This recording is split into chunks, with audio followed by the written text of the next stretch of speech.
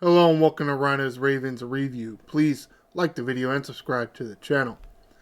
So, big win. Not that there was any ever doubt, but did lose to Cleveland a few weeks ago, or a few months ago, I guess. Now, Cleveland going through some issues keeping players healthy. Down there, their third, fourth quarterback? I lost track by now. But may have come at somewhat of a steep price. Say, here are my notes here. Ravens win and lock up the division, which is very nice. Back-to-back AFC North champions. But lose Flowers early for the game at least. We don't know the severity of the injury. As you can see, I'm on BaltimoreRavens.com. Get to an article here written by Ryan Mink, editorial director. Zay Flowers, as of right now, he's listed as day-to-day with a knee injury. The speculation early, because again, this is early to be speculating. We think some kind of knee sprain. So will he be able to go this Saturday against the Steelers? Tough to say. I'm going to say probably not, which is disappointing. But though it is somewhat encouraging to see that while he did have to come off the field, he needed to get on a cart to get off the field. And when Zay Flowers went to the locker room, he was able to do it under his own power. I mean, it's not even like walking with the aid of somebody else, like leaning on their, letting that person take his weight. He was able to walk to the locker room himself. So that is somewhat encouraging, but it just seems very unlikely that he could turn this around that quickly. Though, again, what's the severity of this knee injury? We don't really know yet. It is relatively early to speculate, like I said. Alright. Oh, and this happened early in the second quarter. Some of the other notes I have here. Terrible passing day for either quarterback. It's just god awful. Barely able to complete half the passes by either team. That's bad. This is bad. Especially when one of those teams allegedly has an MVP candidate for his third MVP crown. Okay. Whatever. I don't know that Lamar's going to win the MVP this year. I think it might go to somebody else because he didn't have the. I mean, some of his numbers are really good. Some of them are like, I don't know. But just have to see. Benefit to all this bad quarterback play was, say, some of the interceptions. And I think the biggest one, well, figuratively the biggest one, not the literal biggest one. I'll get to that one later. Nate Wiggins, finally, with his first interception. Several dropped interceptions on the year. Gotta wait till the last game to get that first interception, huh? And because of the way he was on the field, or where it was on the field, and where the route was, relatively close to the line of scrimmage, able to take it into the end zone for 6. Yeah, so first interception, and first interception return for a touchdown. Very nice. And that was halfway through the first quarter. And with all the bad quarterback play, running back play by the Baltimore Ravens, especially Derrick Henry, very nice game. Ended up with, well, let's go to NFL.com. Let's look at the statistics here. 138 yards rushing, which put him 79 yards shy of 2,000. It's pretty good. To a certain extent, we kind of thought that he was going to get, he had a legitimate shot to get 2,000 and maybe even more, but kind of in the middle of the year there, he kind of slowed down a little bit, or the offense didn't use him as much. Henry also had a few catches for 23 yards. So Henry had a fairly big day. Everybody else on the offense seemed to kind of like not have a good day, which is somewhat odd, but actually, it's not really that odd, in my opinion, for a Ravens offense. I don't really think they're that good, but they are, to a certain extent, loaded, right? I mean, with the play of Bateman and Flowers this year, that's really good to have a wide receiver tandem like that. The play of Likely and Andrews, it's even better when you combine the wide receivers with that duo at tight end and with the running backs. Actually, the duo of running backs between Derrick Henry and Justice Hill, and Justice Hill being that change of pace, third down reception type of running back. Very good offense for the most part this year. Several games where they look like shit. Kind of like this game, at least from the passing side of it. Lamar Jackson, this is why I say the passing just didn't look good. At 16 for 32, that's awful. It's terrible. Those are not MVP numbers. They're not. 217 yards passing. I mean, that's not. I mean, I guess that's fine. I mean, you're only throwing 16. You only completed 16 passes. 2 touchdown passes, which is nice. Henry 2 rushing touchdowns to add to his totals for the year. Lamar 9 rushes, which is fairly high. Maybe 1 or 2 more than I really would have liked, because you got to keep the wear and tear off of Lamar if you want to go far in the playoffs. Get 63 yards rushing, which to a certain extent is a lot of the reason why people want to consider him for the MVP, because he ended up with over 900 rushing yards on the year. 4,100 passing yards, 900 rushing yards. That's kind of a lot. That's a lot of yards to be getting from your quarterback. So, while some might say that Josh Allen is doing it, to a certain extent, doing it all by himself up there in Buffalo, because you think about who the Buffalo Bills got on our offense, it's like, who they got?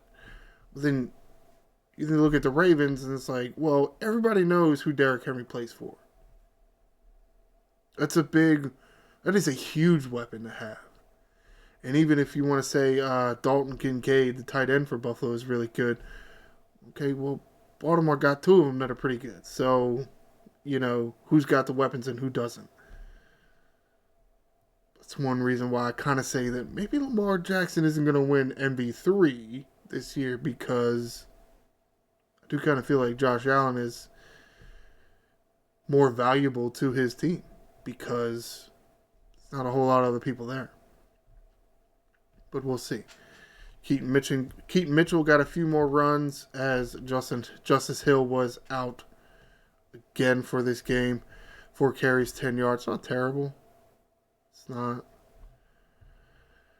Again, this is garbage time where, the Ravens are trying to run the clock out. Bateman did go down with an injury. I wrote it down here in my offensive notes. Let's go over my offensive notes. As I just mentioned, half his passes by Jackson completed. That's terrible. Cold may have been a factor. It was relatively cold last night. Of course, if you're familiar what's going on with the East Coast now, maybe Northeast, you consider a big snowstorm coming through.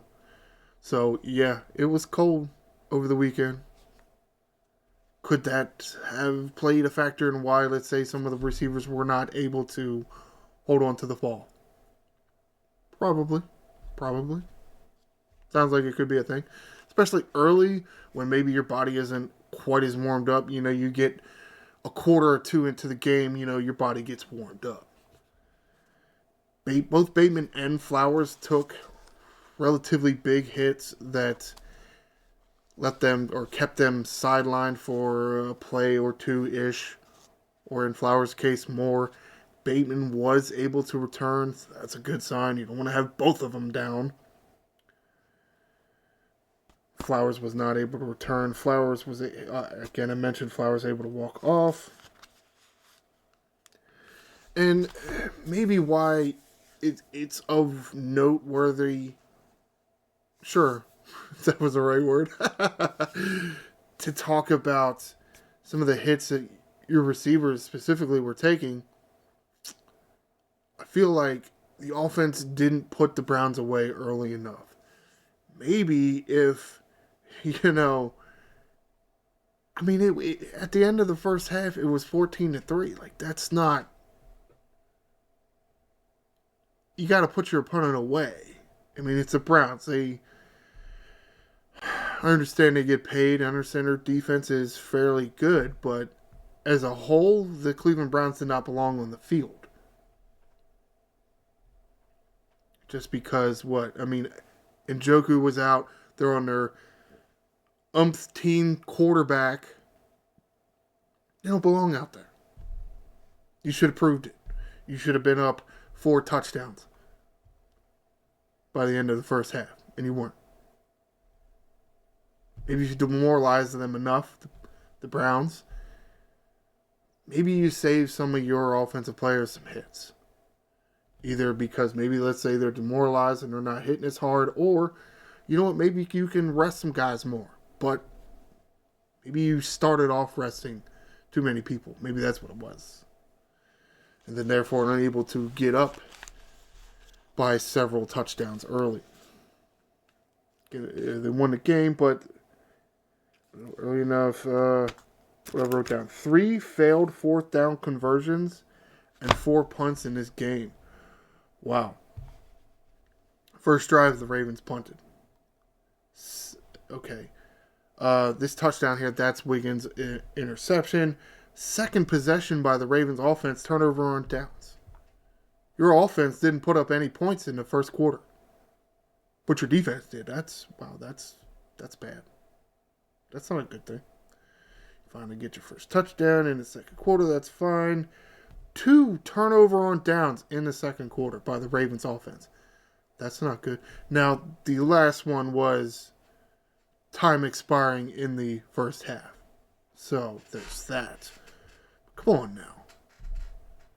And I understand that Cleveland Browns defense is fairly tough. They do have several good players on defense. Couldn't really say that about the offense.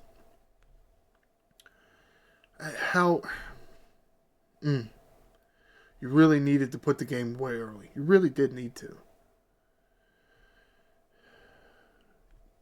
Came out to start the second half, and they got the touchdown. That's wonderful. But then 2 straight punts. Again, you're not even putting the game away in the third quarter.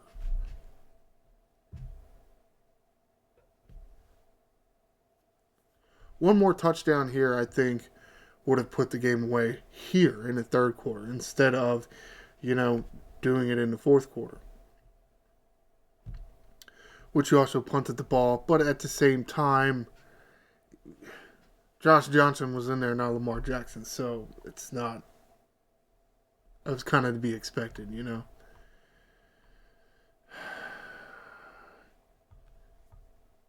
Bateman had a fairly nice game. He got more targets because, Flowers not in there. 5 catches, 76 yards on 8 targets, and a touchdown. Andrews, 4 catches, 54 yards, a touchdown, 8 targets. Very low completion percentage to your 2 biggest weapons here because, Flowers out. Likely maybe your 3rd best weapon now. 3 for 5 on targets. It's not good.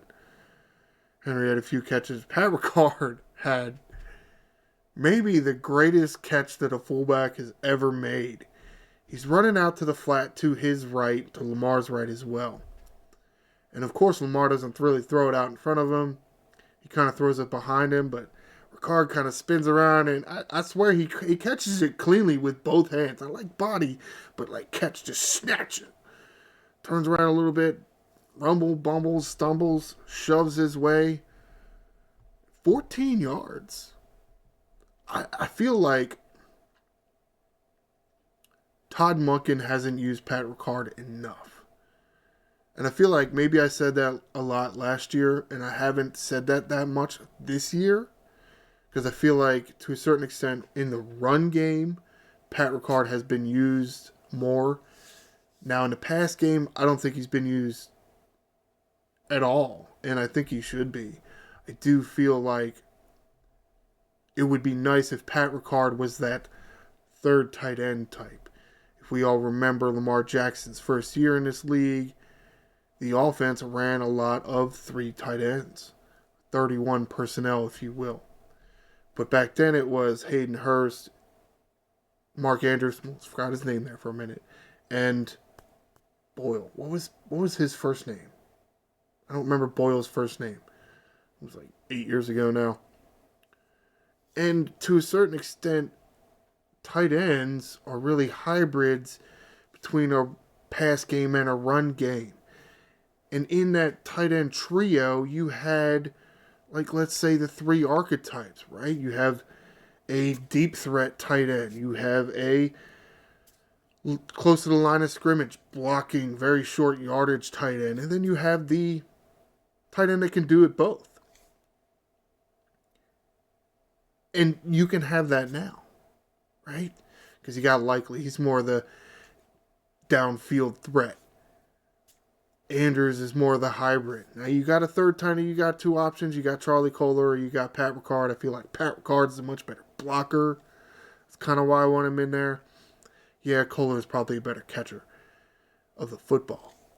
Probably not as good as blocker, but, well, because Pat Ricard's 300-something pounds. And it's just what that does to a defense. Because how do you put your personnel out there for that? You essentially have 6 offensive linemen, right? Because Pat Ricard is as big as an offensive lineman. So what do? Put a heavy defensive set in there? That's not going to work with Lamar Jackson as your quarterback, Zay Flowers as a wide receiver, Isaiah Likely and Mark Andrews as a tight end. It's almost too much speed to cover with a heavy package. So what do? Do you stay in a base package? That's, to me, that just, it puts the defense in a position, a personnel position, that you want them if you're on offense. You want them to be guessing almost, right? It puts them on their heels, gives you the advantage of as the offense. So what? I still don't understand why they don't run that personnel more. And I feel like we've talked about that a lot here in Baltimore. Now, we probably talked about it a little less this year because the offense has been good, so good. Part of that is because the run game with Derrick Henry has improved. And therefore, you can't play it in dime and nickel. Because when Henry gets the ball and he gets to the second level, he's running over every single defensive back. Maybe not every single one of them. 2 out of 3 is running over. The third one brings him down, which you don't want that because what? He's 20 to 30 yards down the field by now. But again, because of that 31 personnel, you have the advantage because of the player's skill set that you have. I just don't feel like they're taking advantage of it enough. Hopefully that is because maybe Monken's going to, bust that out more in the playoffs. Less time to prepare for it. Though it's not like the Steelers have no idea what the Ravens do. So, yeah, third time playing the Steelers this year. Has happened before. It's actually several times. I feel like, yeah. Especially since John Harbaugh and Mike Tomlin have been head coaches. All right, that's enough talking about the offense. Let's talk about the defense. Well, his name's at the top of the list here, so we'll get right to that. And what I wanted to, I ended up stopping myself and saying the biggest interception was Nate Wiggins. Figuratively, the biggest interception was Nate Wiggins. Literally, the biggest interception was Michael Pierce intercepting a pass to seal the game. And yeah, okay, the score was really, it was essentially garbage time, and the Browns were not going to win the game. But it did, stop that last-ditch effort for the Browns to score another touchdown. Michael Pierce dropping back into coverage. Okay. I feel like how many times has that ever worked for you, dropping a nose tackle into coverage? It is... I guess it has had to happen. It has had to work out well for somebody. But I feel like 1 out of 20 times you drop your nose tackle into coverage, it goes poorly for you. Well, not this time. And oddly enough, Zappe. What is it? Billy Zappe? I forgot what the... this will tell me right here. Yeah, Bailey Zappe. Somehow did not see Michael Pierce in coverage. He is big as shit. He is probably twice the size of any other skill position player you have on your team. And your guys were wearing white shirts and he's wearing purple shirts. How did you not see? You threw it right to him. It's not like Pierce jumped really high or dove for it. He just kind of like turned around and, oh, here's a football. Yeah. Dropping coverage. Don't know how Zappe did it. Yeah. Pierce did give himself up way too quickly. He got 6 return yards and then like that was it. Took a knee. There's really no one around him. He probably could have rumbled for another 10 yards. Probably not doing a whole lot more than that. Probably not, but you certainly kind of understand why he doesn't want to strain a hamstring or, be out of gas or end up scoring a touchdown and then have to go right back out there on defense. But at the same time, I can't remember who it was. Was it Spears? Marcus Spears? On the ESPN's post-game show talking about taking a knee as a man that big. Yeah, so maybe something we'll have to keep our eye on. Did Pierce kind of bruise his knee when he took a knee? It's possible. It's possible. Don't know. We'll have to see. Here's Nate Wiggins' pick here. 26 yards on a return. Board Humphrey, Stevens, Darius Washington with passes defended. What other notes do I have for defense? I feel like not a great game defensively as far as pressure goes. I just feel like it's a relatively clean pocket the whole game. Wow, really? Look, you're probably playing a base nickel because, Humphrey's out there all the time now. You got 2 corners on the outside. You got Washington. You got Hamilton. Yeah, you're pretty much playing a nickel, so I guess that kind of plays into your strength to not send as much pressure. It's not that I don't really like that. I want to see opposing quarterbacks on the ground more. It's just makes football more fun to me, I guess. Yeah, I just found the pressure lacking. Though the D did, again, have very good pass defense. You see the 2 interceptions, 1 returned by the touchdown, several pass breakups, and several run-stopping plays. Or even, let's say, short yardage passes that were completed, but then didn't get any more yards. Humphrey had a few of those, usually combining with Roquan Smith. Hamilton had a nice one too. I kind of thought Hamilton's was a tackle for the loss, but I guess looking at it was like right at the line of scrimmage, though Hamilton just comes shooting up from that safety position. And maybe that's why there's a little bit more benefit to having Hamilton up back a little farther. If he's playing 5 yards off the ball, you see him over there. But if he's 10, 15 yards back, you kind of think he's more out of the picture. But then he uses his speed to close the gap. And then by the time you catch the ball around the line of scrimmage and turn to go upfield, bam, there's Hamilton right in your face. That's really what that play was. It's disappointing. Or was it a run? I think that one was a run. I think Bailey Zappe was trying to scramble and try to get out there. And again, he probably saw Hamilton was like 10, 15 yards back. He's like, oh, I got room over here. I was like, oh, shit, there's Hamilton. Nope, I guess I didn't have the room. Well, coming down to safety spot. No game. Close to the end of the first quarter. Here, yeah, all right. That's about all I have on that. We did get some sacks. Yeah, Owe with another sack.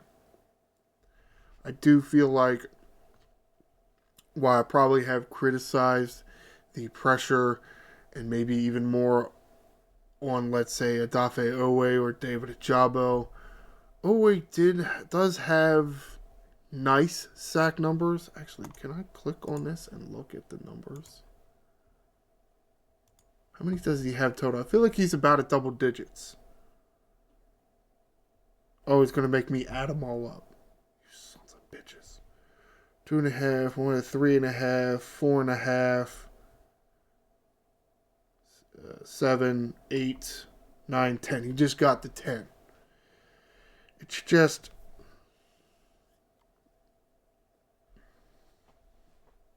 I don't know. It just doesn't feel like enough to me. And okay, you got Van Noy over there with 10 or 12, and Owe with another 10. That's not that much, man. I mean, the record for sacks is like 20-something. Have we just gotten to this point of the NFL, a new era where there's just like no sacks? The no sack era. Well, to a certain extent, I mean, how many times do they throw a flag on a sack because he landed on the quarterback? Well, where the hell do you want him to land? When you tackle somebody, sometimes you're just going to land on the guy. Oh well, that's called football. Otherwise, you're literally telling defenders not to tackle people. Bullshit. Really, that might be part of the problem. You got to ask big defensive lineman type players to practice ballet when they're tackling quarterbacks. What kind of bullshit is that? Maybe the quarterbacks should just get tougher. Or you know what? Maybe stop paying them so damn much that when they do get injured, it's like, well, I can't play because, I have to pay them $50 million a year and I'm only allowed to, pay my players $200 million a year. Like, I can't. Ridiculous is what it is.